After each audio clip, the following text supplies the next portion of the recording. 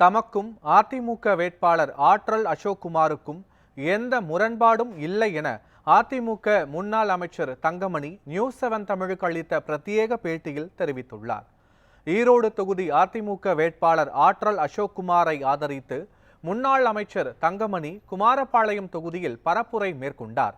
பின்னர் நியூஸ்7 தமிழுக்கு அவர் அளித்த பிரத்யேக பேட்டியில் தனக்கும் ஆற்றல் அசோக்குமாருக்கும் எந்த முரண்பாடும் கிடையாது என்றும் அதிமுக வெற்றி உறுதி என்பதால் திமுகவினரால் இது போன்ற அவதூறு பரப்பப்படுவதாகவும் குற்றம் சாட்டினார். திமுக தோல்விக்கு பயத்தின் காரணமாக எங்களை பற்றி அவதூறாக பிரச்சாரம் செய்து கொண்டிருக்கின்றார்கள். தேர்தல் என்பது பணம் கொடுப்பது தேர்தல் கிடையாது, மக்களை பார்ப்பது தான் தேர்தல்.